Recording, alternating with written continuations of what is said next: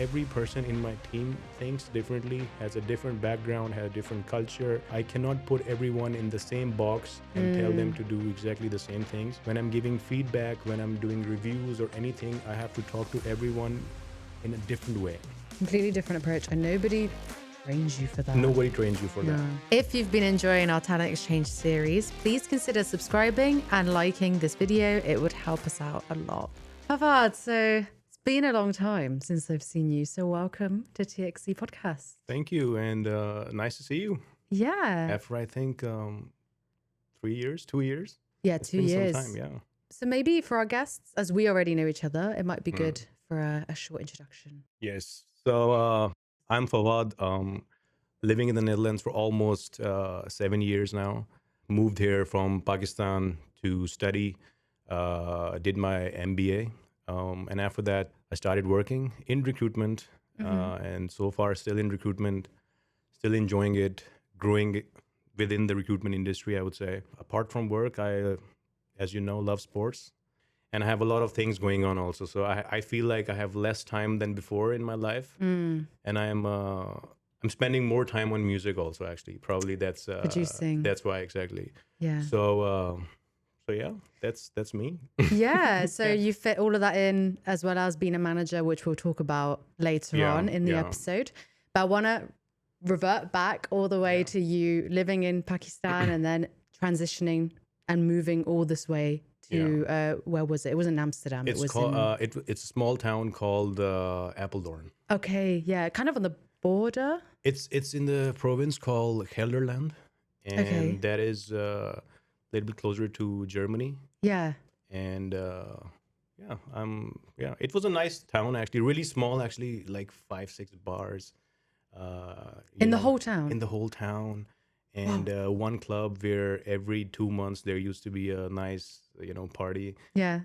But the thing is, I liked about that town that because it was small, it had a community feeling, and I knew a lot of people there, more people I knew there than when I moved to Amsterdam, because everyone lives far and it's like fast paced, everyone's doing their stuff. And in Apeldoorn, even if I go there now, I would meet someone on the streets, who I would know. That you went to school with or exactly. So it was a nice town. I lived there for 2 years. Yeah. But of course, after moving to Amsterdam, I also loved it here. Yeah, yeah. But the transition itself then, so your lifestyle in Pakistan versus Apeldoorn. Yeah. It was a big transition, actually, because in Pakistan, the city where I'm from, it's called Lahore. It's one of the most busiest city, I would say, in the world. Oh, wow. And I think no one sleeps there. It's so much traffic that it's crazy traffic, actually. I feel like now when I go back, there's more traffic than when I used to live there. Oh. But like it was like a busy city, and in my university there, in Pakistan, in universities we have like a campus life. That you're doing everything inside the school, and you're playing sports, and the whole school knows you, and you're playing and music, different clubs in the university, and a lot of different things. So when I moved here to the Netherlands, so it was in Apeldoorn, a private university called Wittenberg. The quality of education was really nice. And I think the quality of education which I had, because I moved here for master's. Right. So in Pakistan, in my bachelor's, it was also really nice, like my teachers and everyone. And I had the similar kind of study, here in the Netherlands, in Apeldoorn. But like I missed a little bit of the campus life because it was a private small school. And if you want to play sports or do music or do some, you have to do it on your own outside of university in different areas. I mean, university would support you, but it's not like, that there's a campus. There's a game going on with, A school versus B school, and the whole school is watching. And it's a different vibe, but it's nice. And one more, like in Apeldoorn, like I said, it's like a small town, and it was so quiet for me.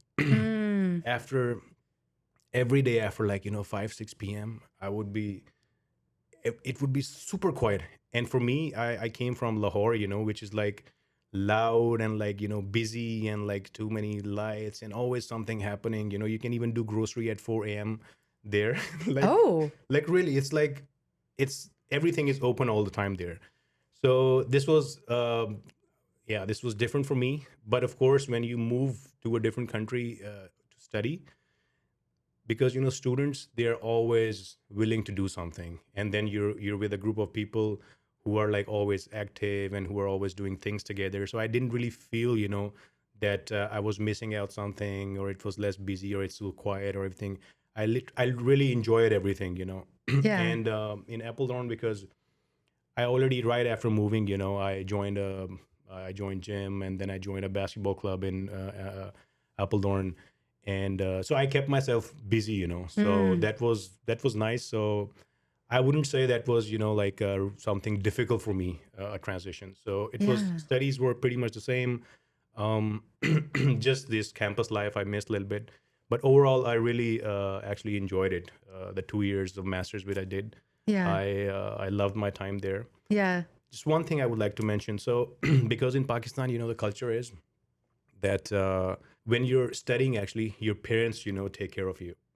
Cool. So Interesting. they take care of you, financially, or like you live with your parents there. Your clothes are always clean, and you get the food always ready. Oh, nice. And it was so here, and this is actually, it was nice, of course, but when I moved here, I felt that I should be prepared, and everyone should know, how to take care of themselves and how to live alone and everything. So that was a challenging part, because in the beginning I didn't knew how to cook.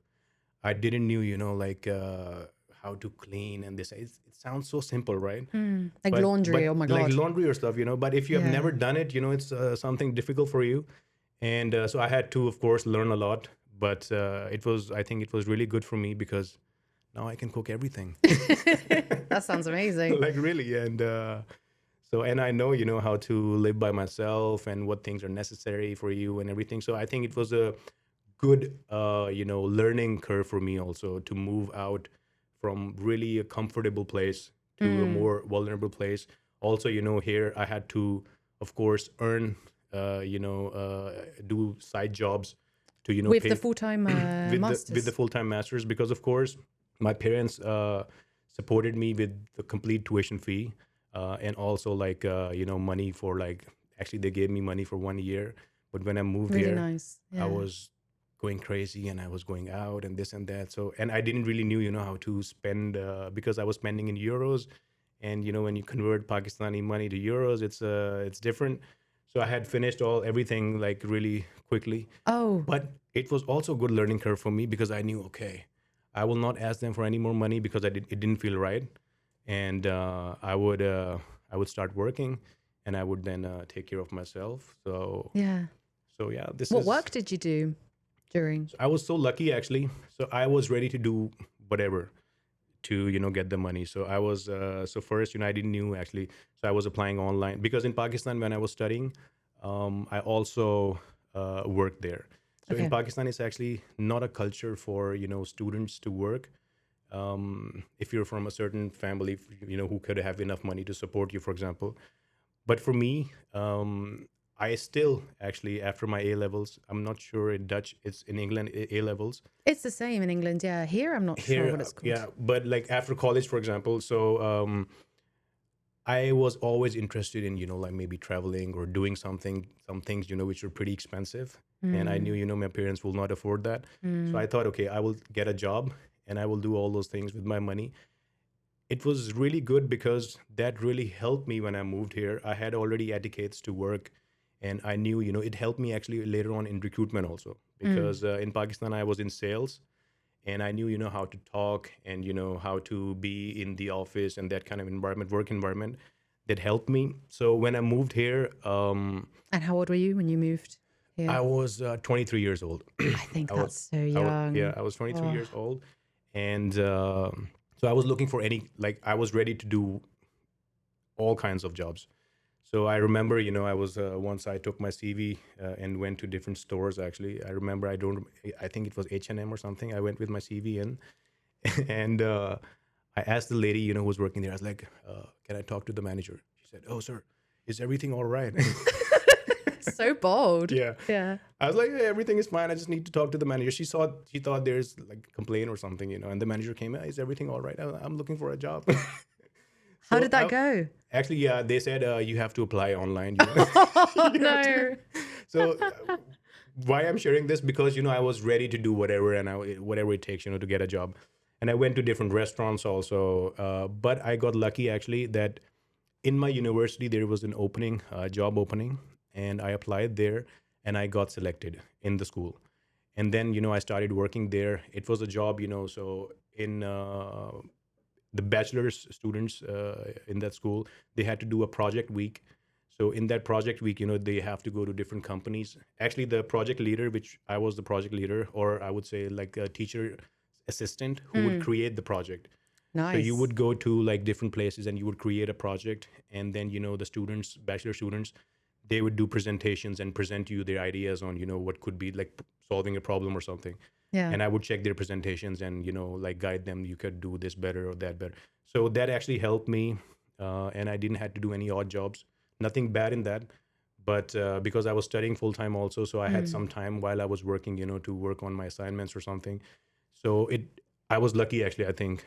Then I worked in it's called the university called Wittenberg Yeah. for 8 months, and And you get paid for working in the university, right? Maybe I'm yeah, not a lot, okay. but I got paid enough to pay my rent and eat, Which is the which is basics. the basic. And this is Yeah. what I actually at that time I was so happy. I was like, nice. At least there's an incoming money and not just me spending it. Yeah. So Yeah. it was good. So that's how I survived, like Apple Learn. And Survive Apple Dawn. yeah, I mean, because like while I was in Pakistan, I was never thinking, how I will pay next month's rent, or how I will pay like the tuition fee, if you have to take an extra credit or something. So here abroad, you have to think about everything. And I remember sometimes while I was working, I would always save money, to, I don't know. Actually, you saw me sometimes also when I was just going to Albertine and eating these cheap burgers, Yeah. you know. Yeah. To- What is it? The burger place, the Smullers or yeah, something like I don't know this. what it's Yeah. called, but like, because we were laughing before this podcast also about that I eat a lot, Yeah. so I needed my food. Yeah. food, Yeah. It doesn't matter what it is. Yeah, I The mean, but nutritional now content. because I make sure I eat healthy, and also I Yeah. think when I was 23, I didn't feel that my body is not I'm getting bulky or I'm eating unhealthy. Now my body tells me that you have Yeah. to eat healthy. Yeah. But that's a lot of stress as a 23-year-old, like changing your life so Yeah, drastically, living on your own and yeah, saving money and stuff. true. It's a lot. Actually, true. But I personally think at that time I really didn't even knew what stress was. I was doing everything and I was having fun doing it. Okay. And I had a good life. I had good friends. I had good social life. I was going out, so I was really enjoying everything. And I think I had a schedule. I didn't had time to be stressed, Okay. which was good actually, I think. So you also worked in sales. God, you must have been before 23 years old, which is, Yeah. yeah, So work experience. yeah. Yeah. So I think when I was 17, after or 17 or 18, after my A levels, I started working In sales. in sales. Yeah. So What kind of sales it was was it? like so there's a company in Pakistan called the Resource Group. They're like it's a super big company, and they work with all the big cable companies in US, like Comcast and AT&T and T and all these things. So we would in Pakistan, do sales for that. For example, selling, we would get calls from US, and it was like a contact center, like a call center, and you would get calls, that I want internet or I want this and that, and then that kind of sales I did. And I was in a department if someone is living in a really rural area where they don't have cables or anything, so I would sell them dish internet.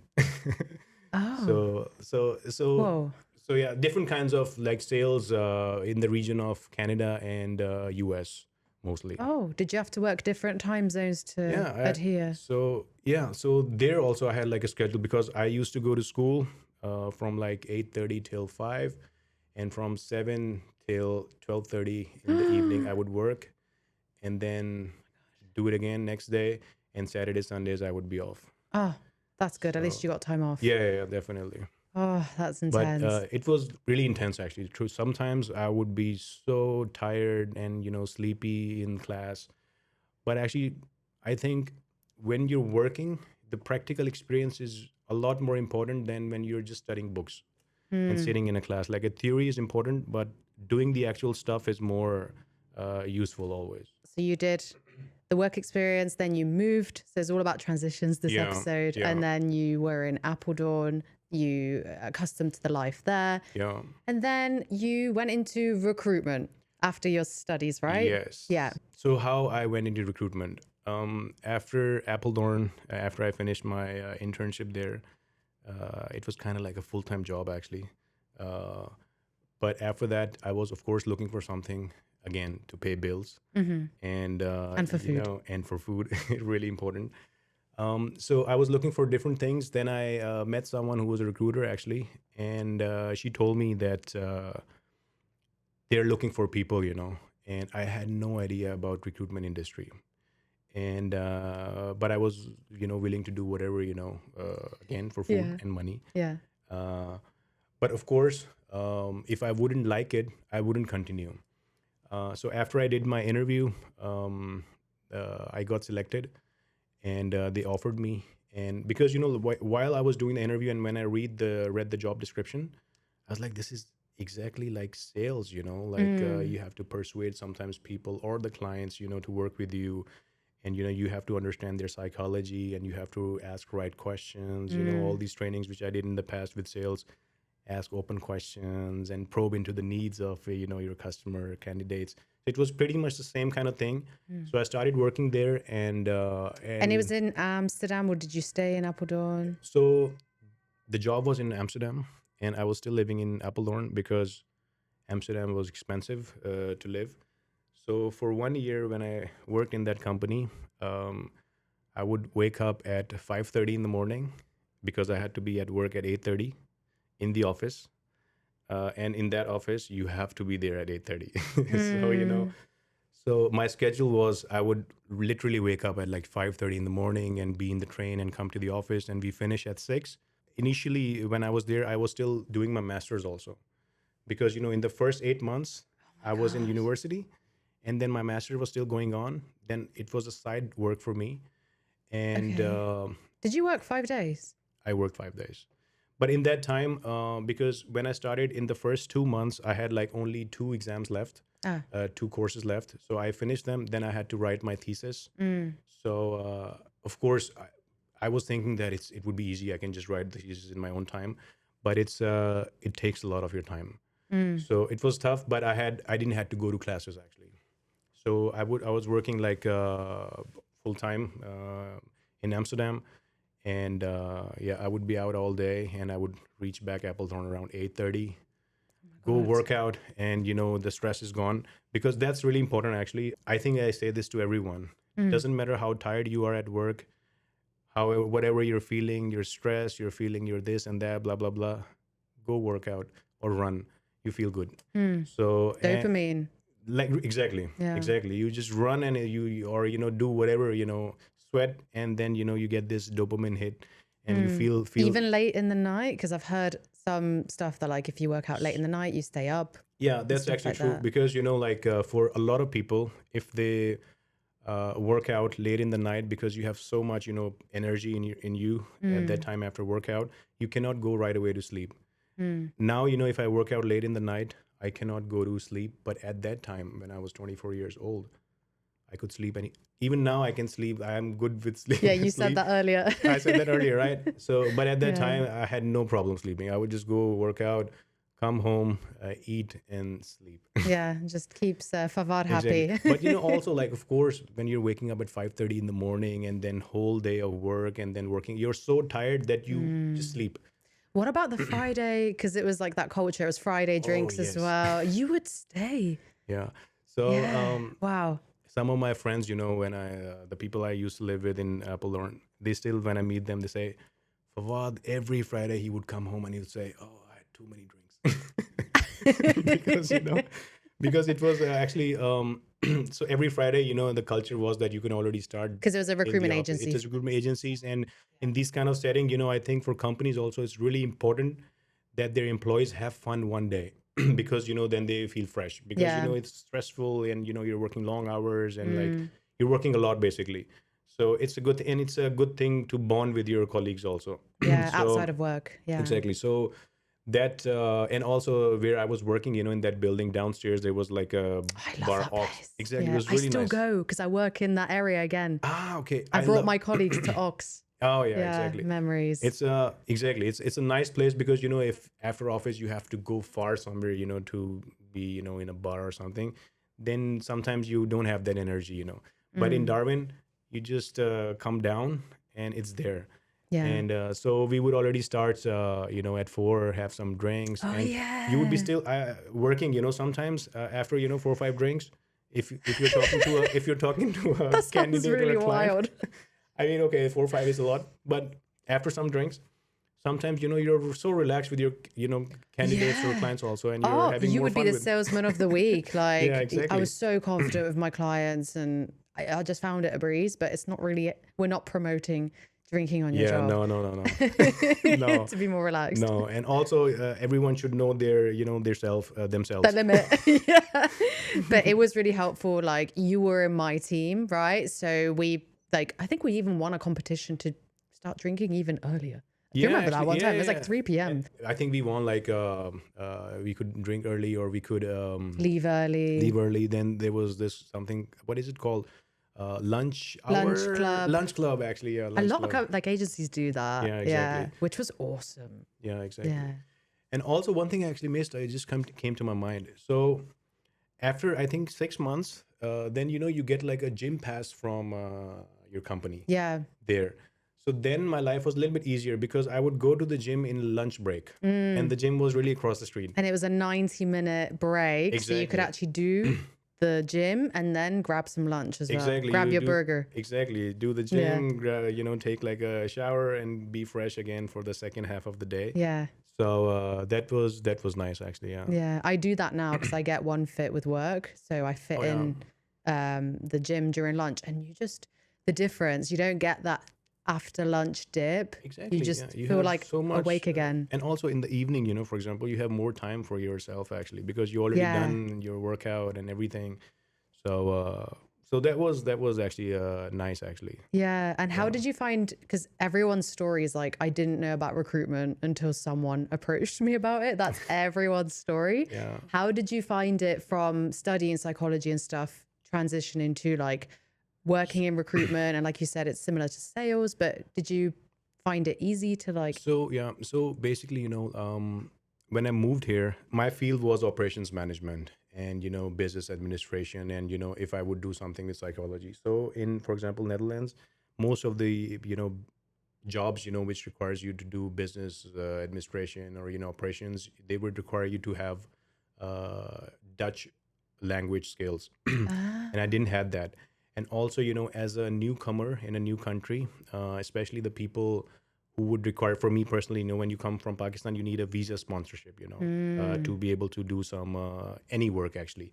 So for me, the companies would only hire me if they would already think, that I would be beneficial for them, right. and only then they would pay for my sponsorship.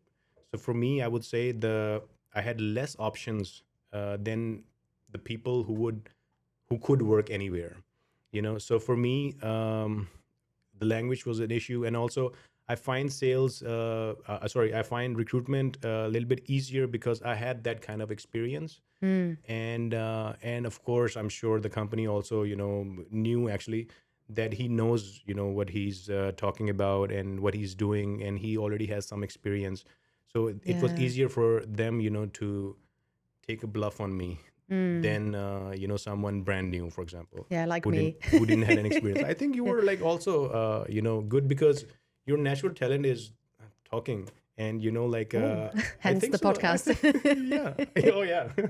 In the agency recruitment, I was there for almost 2 years. I would say a little bit more than 2 years, I think.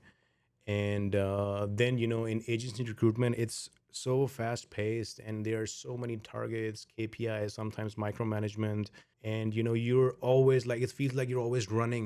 There is no, you have to be a little bit relaxed also sometimes. in agency recruitment or in sales in general, it's fast paced. It's Mm. you have to be doing something. Doesn't matter, you made a sale, you have to make a new one now. You celebrate for So 2 minutes. exactly. Yeah. So after 2 years, I was, and also I'm a kind of person, I felt like I need something new. After some time, I'm always, even now, when I'm working, after every sometime, 6 months, 1 year, I ask, my company proactively, or I do something new to learn something new, it Mm. keeps me moving. So there, I felt like it's like really monotonous kind of, like it's the same thing I'm doing like every day. So I wanted something new, and I'll be honest, I was feeling really stressed also doing that, Mm. because I felt like I'm doing so much, like really so much. I'm putting all my, life there, like from 8:30 in the morning till 6, you're just constantly, doing And something at the office at the time, at the office. Actually, that's true. 5 days, You I have to go to the think. office 5 days. Yeah. So it was too much for me. So, and then I started, looking for something else. But by saying this, I think in agency recruitment, you learn so much. You learn so much and so fast, actually, Yeah. because it's fast paced, and if you're not doing stuff, it's competitive, Yeah. You're and falling like you're behind. falling behind. And also, like, you would see in agency recruitment also, like, people, it's like everyone is like celebrating their sale or doing this and that, and some people, this is my candidate, this is your candidate. It's so much going on, There's competition with competition. other agencies and And within your, internally and in your team, our team. We have exactly, competition. in our team, like, okay, like our manager would say, oh, he did this or she did this, and what about you? And in agency Yeah. recruitment, I sometimes feel like they would just they don't care how you feel. Sometimes Mm. they would say, "What about numbers?" It was too much number Mm. game, and I'm most I feel like I'm more of a people's person or a company, where you care about the people and like overall well-being instead of just numbers and Mm. money. Because for me, I think personally, even now, I would not take a job which will give me a lot of money and make me more stressed and only numbers and profit and money and this and that. I would be more relaxed and I would have more fun, even if I get less money. But I would like to go to work, and I'm making an impact, or I'm Mm. learning something, and I'm relaxed and I'm proud of that this is what I did, and not just okay, I made like 1 million or 2 millions. Some people have that. Nothing against it. Everyone have their own kind of ambitions. Yeah. But for me, I wanted something more peace of where I had more peace of mind. Yeah. So Then you transition into a big then I corp. transitioned into so it's also a funny story. So I was already looking for work, and I was so done actually with I'll be honest, I was so done with the agency recruitment that I wanted to just go wherever, You something have else. this pattern where you just want to do whatever and work wherever. like like And like actually, no, of course I would only do something in recruitment, mm, but like I wanted to leave this kind of environment yeah. because I felt like it was bad for my health, and I was getting so stressed. Actually, so we talked about earlier about stress when I told you I didn't knew what stress was. At this point of my life, I really knew what stress Yeah. was. Yeah. What was the signs? Um, so you feel spacey all the time. Yes. You know, Disassociating. yeah, exactly, and you feel that there's something you have to do. I don't know what, but there's something you have to do. You So can't relax. you're not relaxed. And Yeah. for me, the biggest sign was when I would every night, when I would go to bed to sleep, I would start thinking about that. The moment I would wake up, I have to do all those things again, which I don't like. And then also, I had some physical, things which you could. So I had like this. I got this alopecia, where I had my. Oh, So it's like a really? autoimmune disease, where you lose where you get like patches of hair falling off. In your face. So my beard was gone. I didn't have any, like, I think you remember once I completely shaved it Yeah, off. yeah, yeah. I was That was like, the reason. really? So I Oh had my like God. patches. For example, I would have like a patch here where there would be no hair. So Okay. I got that, and they were like some physical signs, and I was like, okay, this is like bad for me, Yeah, yeah, and I yeah. Your have body's to. telling My you, body's like, telling me stop. that's exactly that, stop and do something else. Whoa. So that was the time, I wanted to move, and I left the job, and I was actually, I'm missing one thing, because at that time I was also writing my thesis. So it was a combination of everything Whoa. together. Oh my God. So then I left my job, and I thought that okay, I will finish my thesis first. I will take time to do that, and then later on I will start working. So I took some, I think, 3 4 months, and then I wrote my thesis. I finished my studies, and How did then you deal with those 3 months? Did you get help from the government? Just for people who are listening and are like, oh, I'd love oh to yeah, do actually, that. so one of my brother, he lives in Germany close by, and he has always helped me. So when I was in bachelor's, also, if I would need money or something, I could always tell, hey, I need this, and he really helped me a lot in my thesis also. And in that time, I would always ask him, if he can give me some money also to support me. So that was actually really good, actually, that I was never feeling, that if I don't have the money or something, it was my own motivation to earn it and pay it myself. But I knew he could always support me. But yeah, you don't always want to ask him, Exactly. right? I mean, Yeah. I'm kind of a person, I don't like to ask, when I can do things myself. But sometimes you have to ask, and this is really important also, because sometimes it's really important to ask for help. And I'm a kind of a person, sometimes I don't ask for it at all. And sometimes you really should. But your body was And literally screaming at you, so like, but yeah, so my body was really telling me, that stop working stop here. working. So I finished my thesis, and then I was on a holiday in Pakistan, and I didn't check my LinkedIn for 1 month or more. And when I came back to the Netherlands, I opened my LinkedIn, and someone from my current company had messaged me 2 months ago Oh that my they're looking for someone. I was like, God. no. And that was the company. I was thinking that once I have like at least 2 more years of experience, then I will apply there, because I knew, their like criteria is like a little bit higher than my experience right now. Yeah. And I was like, okay, I missed my chance. But I messaged this guy, and they were still looking for someone. Wow. And So, guys, if you get a message and you're a bit late because of your studies or your thesis or whatever, like, yes, still reply. We appreciate it. yes, and you should have a good story, on why you didn't reply. Yeah, don't just say like soz, Yeah, exactly. slept, overslept, or something like that. Exactly. Washed my hair, something Yeah, like this. could be anything. Yeah. Yeah. But I think I was lucky also in this sense. Then I interviewed there, and then I got selected. When I had to do the interview, I could only do the interview at 7:30 in the morning, and it Oh, was it was winters. And then I asked them, and they said no problem. So I went oh. to do the interview at 7:30, completely dark. You went in to the Yeah, interview. yeah, Ah, because it was physically. before COVID. Yeah. It was Wow. before COVID, so you have to go to the like a physical interview, like in Okay. person.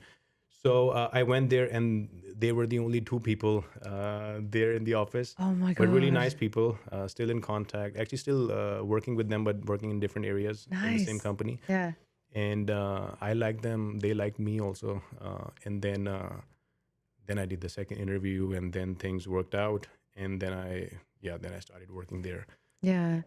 I just got a flashback with the interview with the agencies where you had to do the mock. Oh Do you yeah, remember that? I remember, Yeah. remember. To Yeah. prepare for, yeah, exactly, It exactly. was the mock sales calls and then someone was like shadowing you. Do you Oh remember? yeah, yeah, In part of the interview process. yeah, yeah, Like, yeah. That's true. Actually, that's true.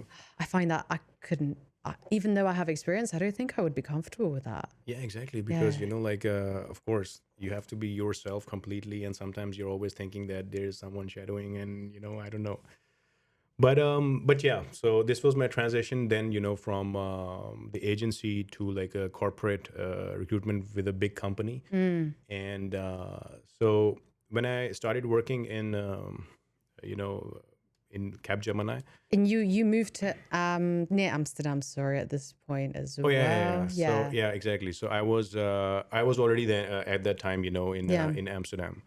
So yeah, I started working there, and when I started working there, I felt I had so much time, and I'm so relaxed, and I was literally in the beginning, I was feeling like that, because in recruitment it's so fast paced, that you have to send Yeah. this many messages and weird kind of KPIs sometimes, that call times and all sorts of things. Mm. And sometimes I even at agency, I was thinking that, do these KPIs actually even mean something? Because you're just, anyone can just call their friend, and Yeah, some you people know were doing that, or like just calling someone and not saying anything, and exactly, then it it's, was an hour call time, and yeah, then you got kudos for it. exactly, and it's a waste of Yeah, time, I think, yeah, because you're just showing, pretending, to do something when you're not doing anything. But like, there, when I started, They asked me, I asked them, what time do I have to come in, and what's the, when do I have to go? So they said like official time is 9 to 5, but it's not, like crazy that you have to, come at 9 and this and that. So I was going of course, I was going on time and everything. But I would, the amount of work that I had, I would be sometimes already done around, 2, 3. And I was thinking, what is everyone doing actually after that?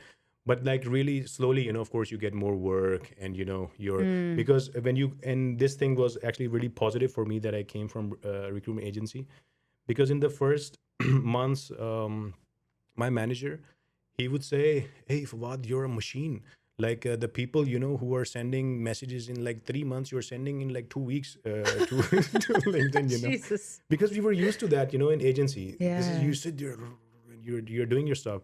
So for me it was, I liked it because I had I could do things, my own way. And And you got praised for it. I It was must have felt really good. exactly. I was praised for it, and if I had new ideas, that we can improve this thing here or we can do something there, they would always, appreciate, and they will let me do things. So a lot of things, I improved also in the team. It was a small team when I started. We were like 2 people already in the team. I was the third one and one manager. Wow. So now it it started expanding. Actually, now it's big also, and so there were a lot of things. So I could improve things. So this is like, I was getting acknowledged for, the things I was bringing in, Wow. and people were, appreciating, and like small things in companies, for example, if it's your birthday, they will send you a bouquet, or like, like Oh. really small things matter actually. It gives you like intrinsic motivation. It gives you the feeling that your company, Cares. cares for you. Yeah. And these kind of things, I really started enjoying. And also there was no one, like really micromanaging me. Okay, how many calls you did, or what are you doing now, what are you doing, and when are you logging off, when are you logging in? So it gave me a feeling, because of course you have to do your work.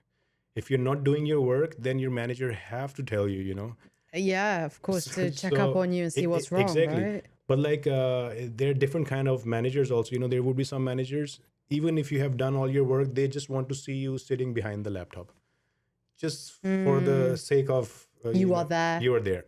So but yeah, these things were different. And then there were so many like training opportunities there, where you could loads of different trainings, and I like to always learn new things. So I did like a lot of different trainings, and they had like different courses where you can study Dutch also from the company. And so all sorts of thing. And I started slowly growing there, and I was making an impact there. And then I was hiring more people also than before, actually, even in agency. Oh, And then I wow. started making my network bigger. And in a big company, it's really important to have your network within the company, that you're visible. Yes. Because if you're visible, then people can come to you, and then it's easier for you to grow also, because Yeah. people know what you're doing. And this is an advice also for maybe some new recruiters. Whatever you're doing, tell people that this is what you're doing. Actually, sometimes some people are in the background. They would do everything, no one knows, and someone else will take their credit. That's happened That to happens. me. Yeah, like Yeah. it's So yeah, you have to frustrating. make sure, like that you take credit, and you tell your manager this is what you did, and you ask for things, if you need something. Because if you're not asking, then you're not asking, and no one knows, what you want. Yeah, some people might think, especially if you're junior or like an Yeah. intern, that that's pestering your manager and like, oh, I don't want to annoy them all the time. But Yeah. I think it just, even if it's a Teams message, right, or an email, your manager can read that whenever, but they just know that Yeah, you're doing exactly. something. Exactly. I mean, Yeah. of course, now, I'm working as a manager. So sometimes I'm thinking, if one of, or this is my duty, to know, that everyone is happy, and everyone gets what they should get. But of course, if someone is like showing more proactiveness, in asking things, and more proactively coming to me that, hey Fawad, I think we can do this to improve this, then that person would already stand out. Because I would know, that this guy is really willing to do something, and this guy really That's the wants go-to something for him. person. Yeah. Because even when we do interview, we are trying to sell ourselves, and we are telling people that we can do this. If you're sitting in an interview, you can say, okay, I will do whatever you ask me, then you know then it's Yeah, like you're doing right now. like yeah, a funny story came to my mind about interview. So Yeah. I recently interviewed a girl from my team, and in 1 hour interview, she told me for 40 minutes the things that she will not do. I mean, So she knows her shit, right? She knows yeah, her boundaries. it's of course, but when she would not do 70% of the things in the job description, Then you then know. then it's not boundaries. Then it means this job is not for you. This is true. Then you should Yeah. apply for a different job. Yeah. Did you say that? So she and this was the case also when I told her that we selected someone else, and she got a little bit pissed. Oh, why? And I'm like, because for 40 minutes I didn't see your motivation, and your And that's really specific feedback. exactly, Yeah. and not your I didn't see your enthusiasm that you will bring this or you will bring that, but you only Yeah. told me that what you would not do. Mm. So I heard a lot more no's in the call than yes, I will do this, or your motivation, or your passion for the job. Yeah. So but it happens, like we were talking earlier also, all sorts of interviews, Oh, the feedbacks. Yeah, just the craziness. Like I've Exactly. noticed, because I've been doing this nearly 10 years, which sounds really wild to say out Yeah, loud. Just over the years, how progressively like emotional people are becoming with rejections, right? There's no easy way. There's no, no template that can save a rejection, true, right? true. But this year, like I've just noticed the shift of like, people are borderline getting not abusive, but they're kind of taking it out on me that it's just a rejection, like Yeah. of course, if you're interviewing 3 people for one job, I'd love to be a job fairy and just give them all, Yeah, that's why yeah, they're in the final, because we like them all. And yeah, it's just minuscule stuff sometimes yeah. that sets them apart. And yeah, I'm a transparent person. Same as you, clearly, because you Yeah. gave really direct feedback. I think you can grow more if you get direct feedback as a Of candidate. course, because Yeah. if I'm the one who's doing the interview, like who's giving the interview to a company, I would be really happy if someone gives me like a honest feedback, on what I did, because then I would really know, on what things I can improve. Yeah. And but you're 100% right. Recently, I've also noticed that if someone gets rejected, doesn't matter what the reason is. Some people even get like angry at you. Yeah. And I'm thinking, man, we cannot give job to like everyone, like. But some people don't understand at all. I recently had a weird conversation with someone. I told her that you're not technically enough. Why? I am. I'm like, Oh, I am. yeah. Okay, you got the job then. I like. But the thing is, you have to be polite and everything. But sometimes Exactly. you're thinking, man, like, how can I explain her? That there's someone else better than you. In more nicer words, we do that also. But some people are getting like really Because angry. they don't have, I mean, I've been a candidate, you've been a candidate, Yeah. right? Like you said, you didn't have transparency of like how many people you're competing with and Yeah. stuff. Hence, I'm also transparent about that. I say, hey, you're one of 4, you're Yeah, one of yeah. 5. Just because you have the next interview doesn't mean it's guaranteed the job. Like, Exactly. you need to perform, you need to sell yourself still. Like, Yeah. me and you, just the screening call is not the done deal. Just because I like you, you need to make someone else like you. Exactly, Yeah. exactly.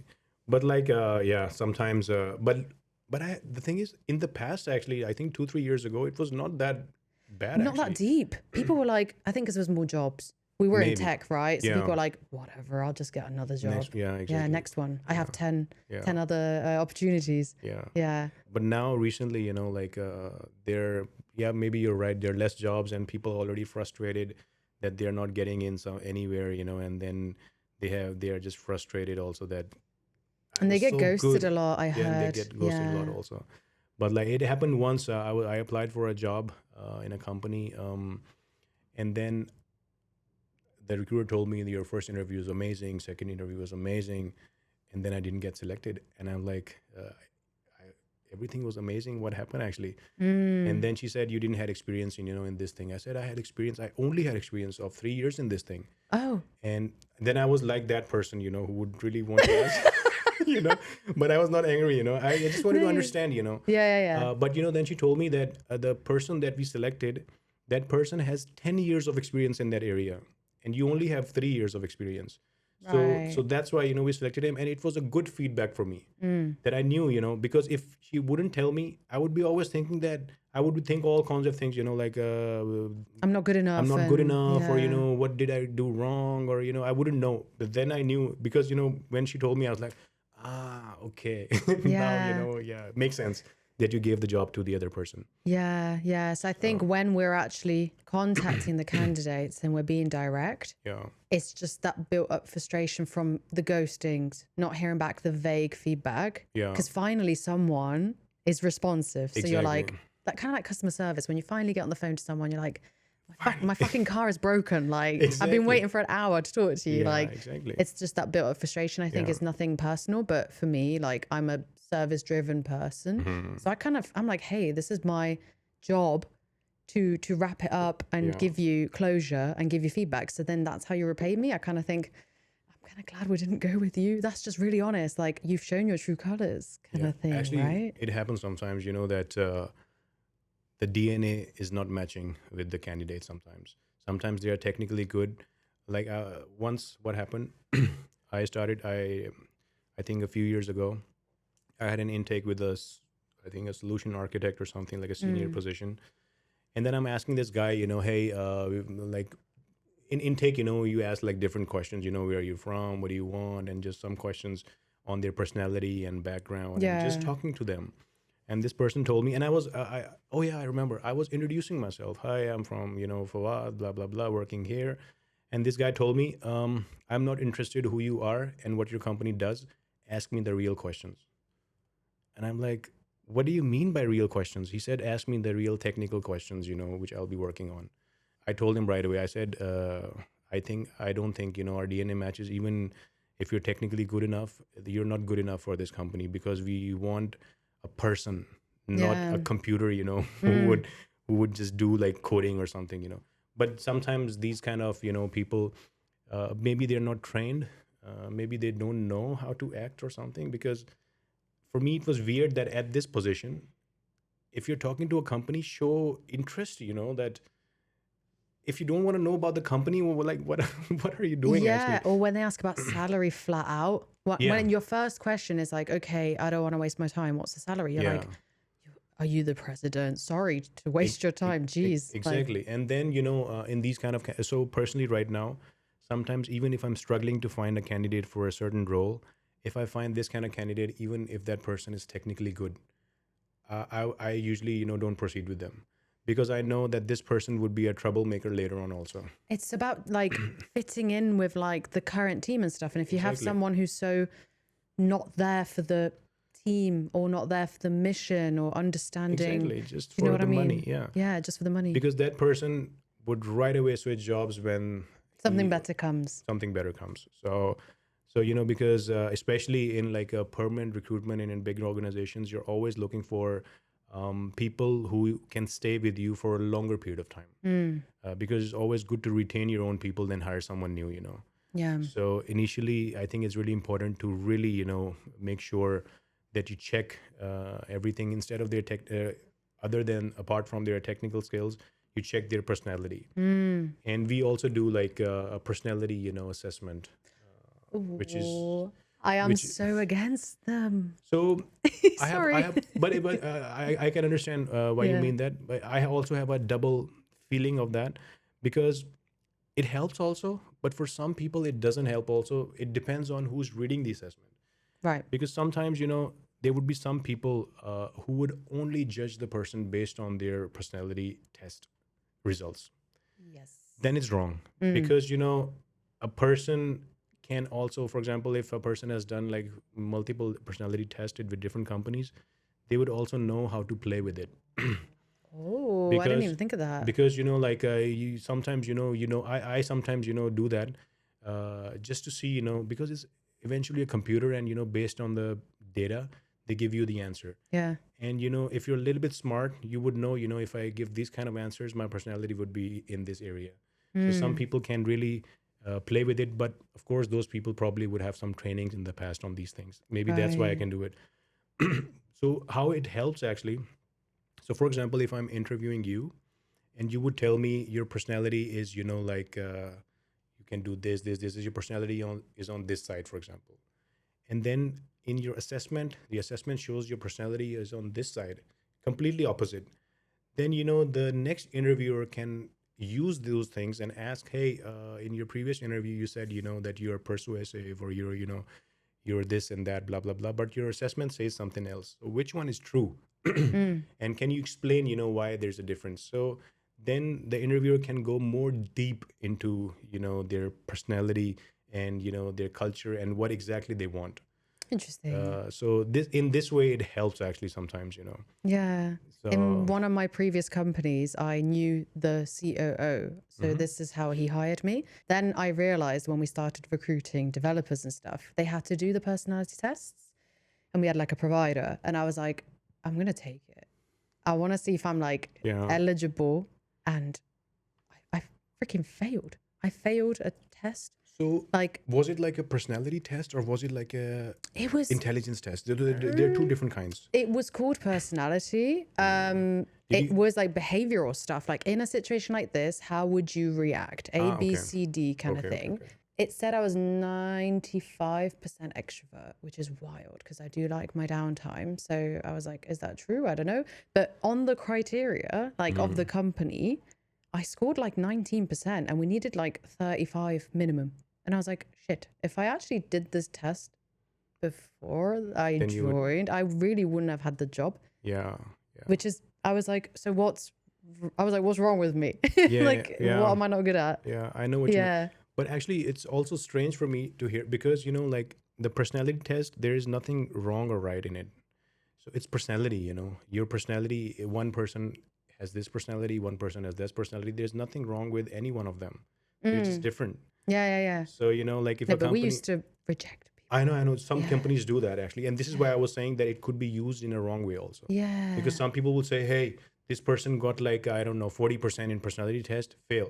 No, this person is good for another thing, Yeah. and something else actually. You Yeah. have to, and then if you have a little bit of knowledge of psychology, and how these tests are being built, then you can read them better. Because if a person who's just reading the test, they don't know the background on how this test is giving this answer, and then only based on that, like you said, and then it gave you a feeling also that I'm something wrong with me. Yeah, the whole time, because when someone applied and their CV was like stellar, and I checked the LinkedIn as well, and I was like, wow, their work experience is amazing and they seem like a great person.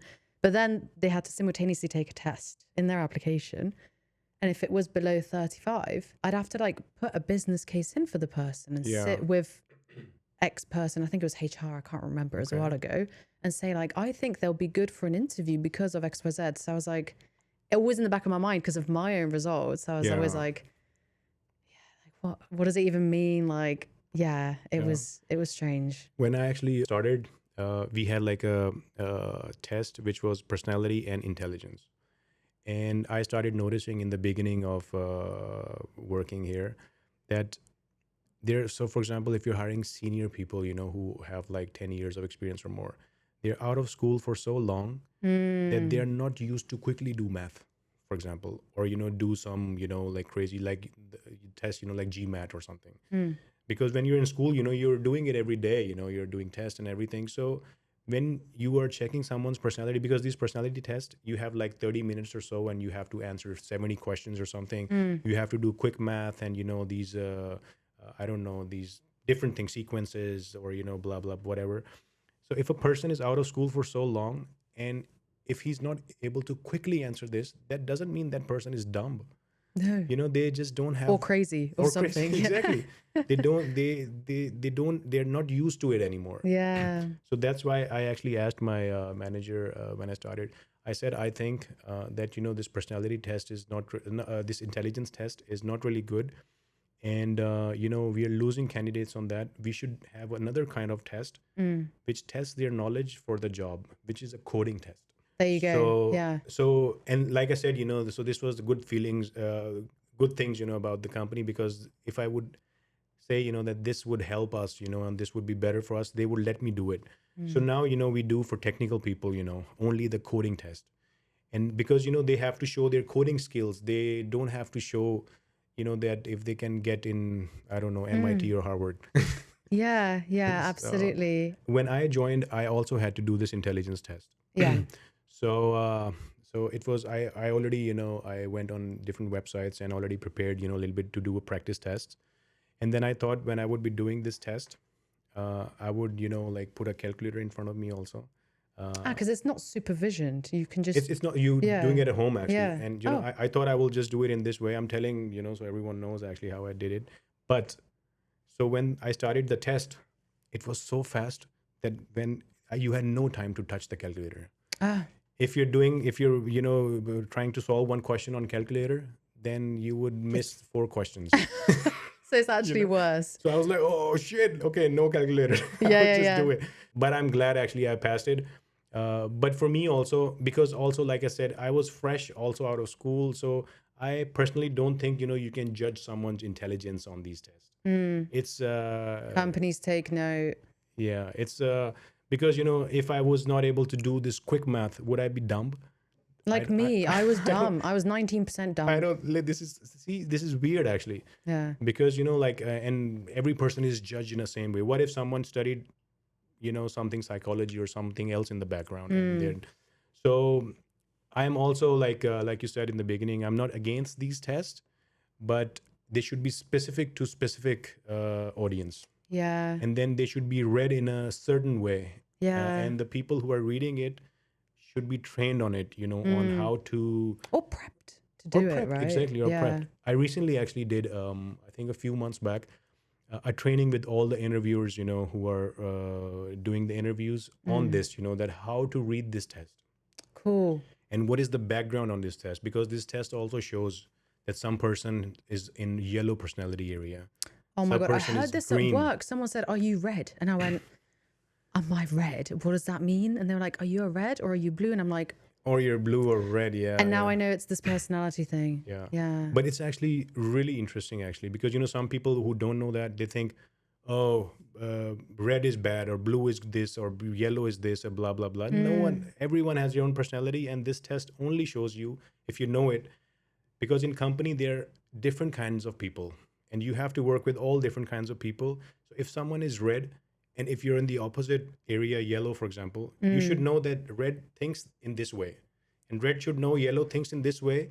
So if red is saying a thing in a certain way, you should not be angry or thinking, what is wrong with this person. You should know, Yeah. because this person's personality is red, he thinks this way. There's nothing wrong with him. It's different than me. So I would have to work with him differently, and vice versa. Could that be biased to Would categorize people in these colors? Like, actually it could be, but there is also nothing bad in it, because in general it's a human psychology that every person is different. Like for example, well, yeah. one person probably likes to do puzzles. One person hate puzzles. So it doesn't mean that the person who likes puzzles is better than the one who hates puzzles, or vice versa. So it's just different kind of personality. And if, for example, these two people are sitting together and one is doing puzzles and the second one comes, what is wrong with you, man? You're wasting your time on these puzzles. That means he doesn't know his personality. Right. And he's judging him based on his own personality. He has to put himself in issue and think that he likes to do it. So that's why there are different personalities, Yeah. and that's how you see people. And an interesting thing I will tell you, so I did this training, so they put like people of different Colors. colors, different personalities in Yeah. it's strange also, but Yeah. it was really nice for me to understand, because I try to think about things deep a little bit. So I was in XYZ color, for example, and then my personality, which was completely opposite to me, was in a different way. And then they said this color group have to arrange a party for this color group, Okay. and this color group have to arrange a party. So in this exercise, we knew that they were arranging a party in their own way, and we didn't like the setting of that party because they were doing it in that way, and we were doing it in our way, that there would be this and that. And that exercise helped us that their party is fun, our party is also fun, but not for each other, For themselves. for themselves. Yeah. So that's how, human minds think differently. And we should never judge anyone based on how they feel. If someone likes cars, it's their choice. If someone likes something else, it's their choice. So everyone should do whatever, as long as, of course, someone is not being an asshole or something to someone. But these things, in especially in companies, it's I think it's really important to know. So I'm telling this because I'm managing a team. Yeah. So I have to know, that every person in my team thinks differently, has a different background, has a different culture. I cannot put everyone in the same box and tell them to do exactly the same things. When I'm giving feedback, when I'm doing reviews or anything, I have to talk to everyone in a different way. Completely different approach. And nobody trains you for that. Nobody trains you for that. No. And you have to really know, that if I talk with this person in this way, how they feel. And this also, I think, it's a journey and it's a learning, for all your life. You will learn about, all this, because doesn't matter how much you know, you would still have conflicts. You would still have problems with something at work or at everywhere, actually, Yeah. because eventually we are humans. Yeah. And we would judge, like, unconscious biased about something. Yeah. And there's So- all these trainings now with like recruitment, like being less biased and Yeah, exactly. yeah, even the CVs. I think some companies are practicing the CVs that are completely blank on the top, right? So not even the name. So we Yeah. just can't judge. Yeah. Actually, I think personally it's a good thing. I think so too. Because like, so if you see a CV, you would already see a picture and a name, the way they've even background, made the color, banner, everything. Yeah. So as a normal human being, you will already unconsciously, judge. I or, see their date of birth and I think of zodiac. Or they, yeah, everyone's thinks, Yeah, I'm this is- kidding. I'm kidding. I was gonna say to your color thing that I always ask people in my team, for example, it was funny. I've always done this. I always ask like, where's your date of birth? Yeah. And then blah blah blah. Oh, you're an Aquarius. Oh yeah. Why? Why are you asking me that? It's just I don't really judge people on it, but I'm really into But it's just zodiacs. in back of your head because you're interested in this topic. I am really interested, and then I'm Right. like, oh, so you like this? And people are normally 9 times out of 10 like, how do you know that? Yeah. And I'm like, oh, it's just generalization because you're an Aquarius. What's your zodiac, by the way?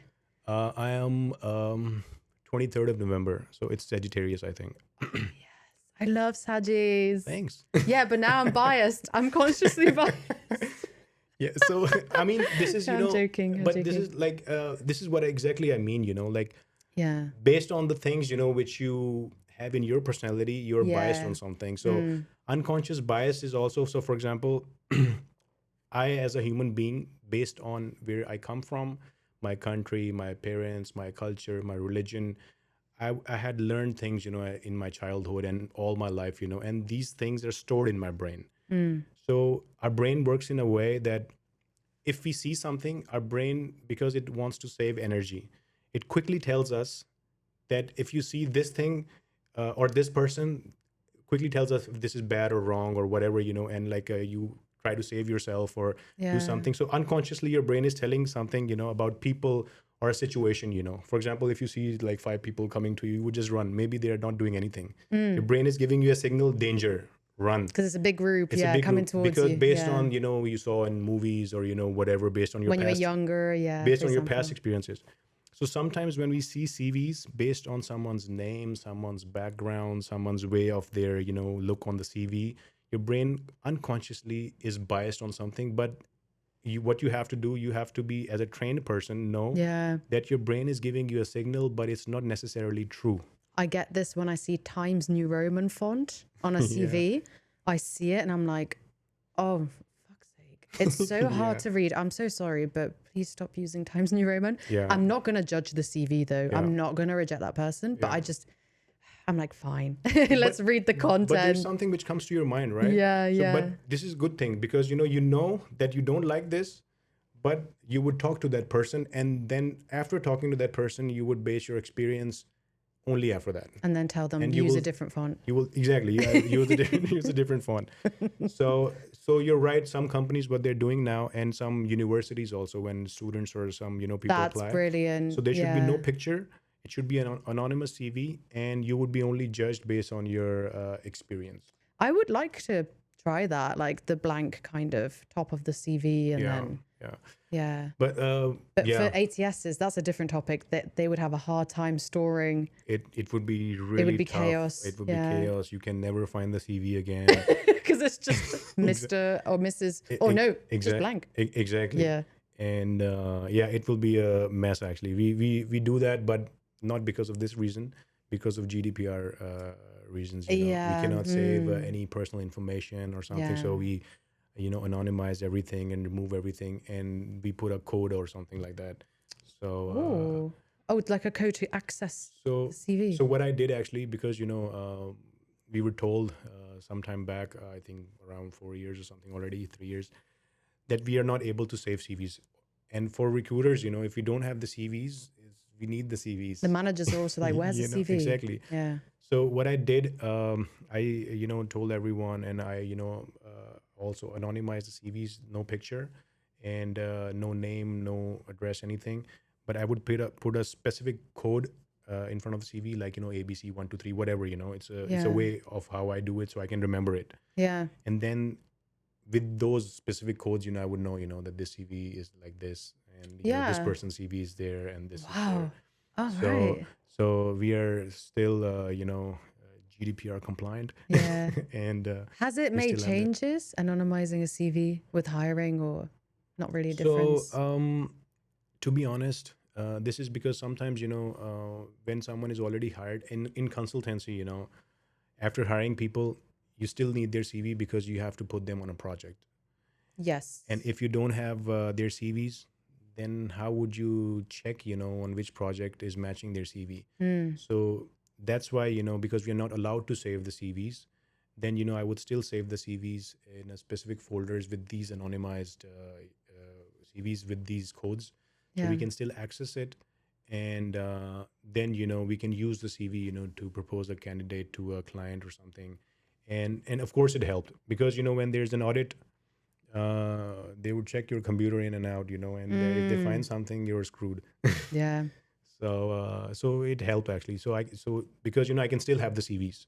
Yeah. Otherwise, I had to delete it, Yeah. which is which is not possible. No. No. That's so interesting. It's Yeah. definitely something that we should all at least trial. But the second thing I thought was when you mentioned about being present, to your manager and stuff. There's a viral TikTok, and some of my friends, younger friends, are sending it to me like, is this advice true, Daisy? It has millions of views. And it's this popular lady on TikTok and LinkedIn giving career advice.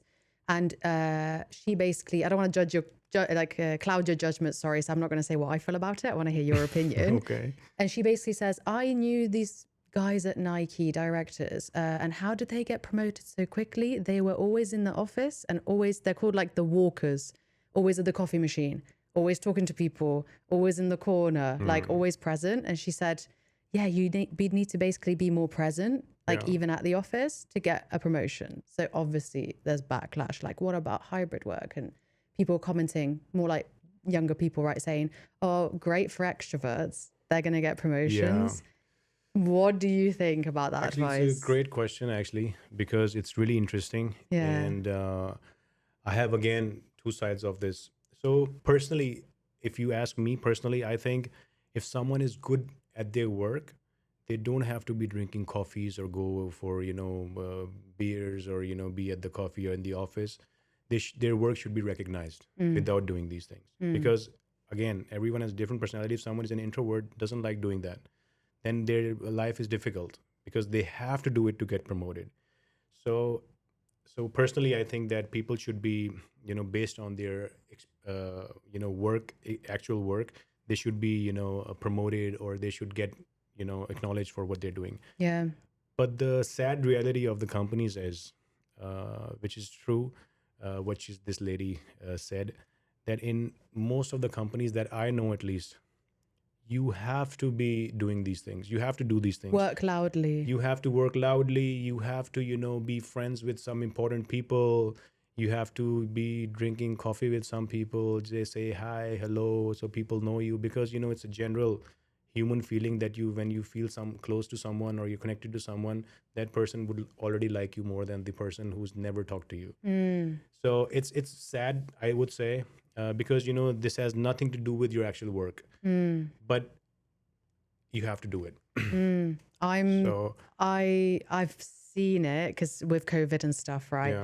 yeah, That people around me, not in the office or even based in a different country, were yeah, like promoted. Sometimes, like there was this one guy that never came to the office because he was always traveling. It was like a merchandising role. Did he get promoted 5 times in a year? It was wild, and he was never there, but he was yeah, really good, and everyone knew that he was amazing at his yeah, job. yeah. But he was working loudly because he was always at the client, you know, like you knew he was always away doing something. Mm, And even, for example, my sister, God, I reference my sister so much in the podcast. mm-hmm. She is fully remote, offices in London. She's in South Korea, Okay. completely different place.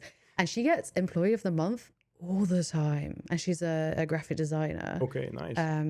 Sorry if that's not your job title. I think that's your job title. You design stuff for websites and your company.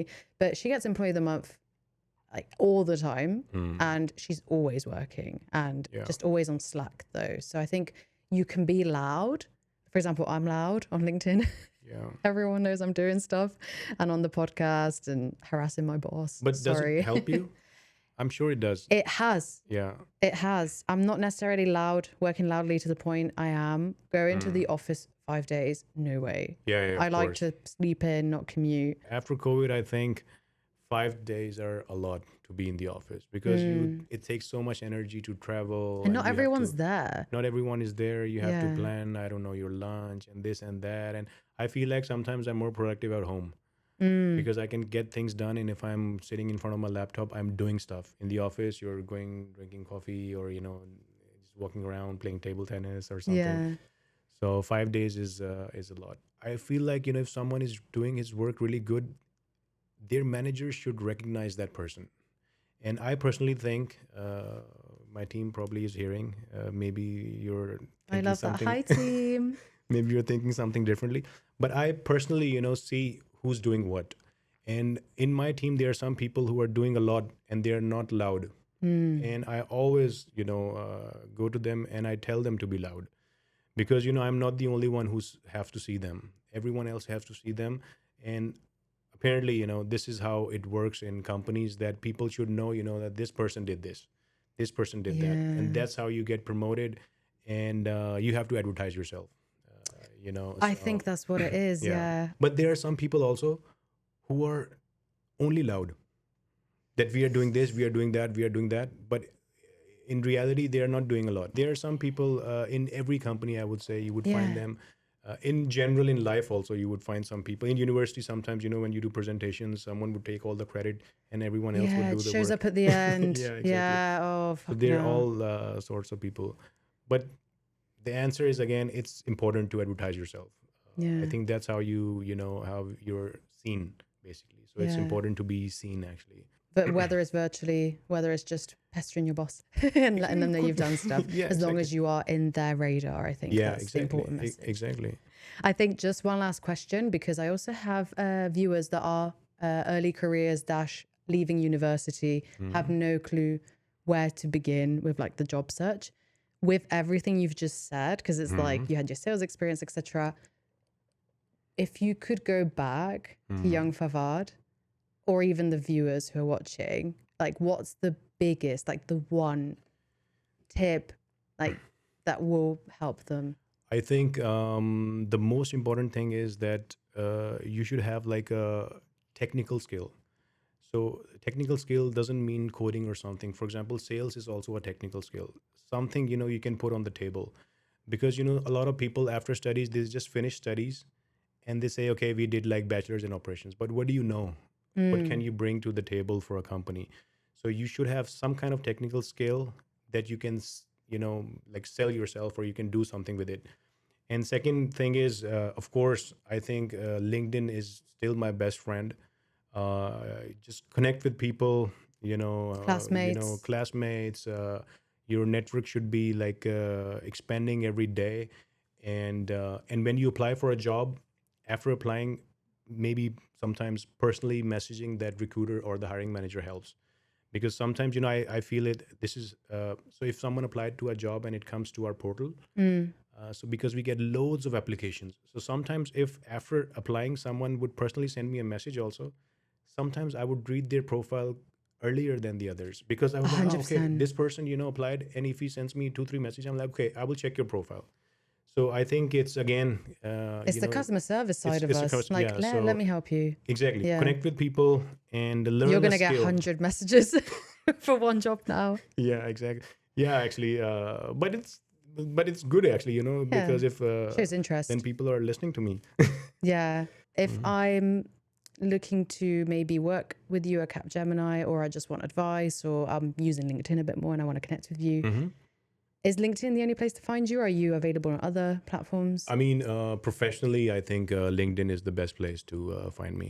Hey, Fawad, it was amazing having you on. Thank you so much. This is Thank you. such a blast. Yes, thank you so much for having me. It was yeah, nice catching up.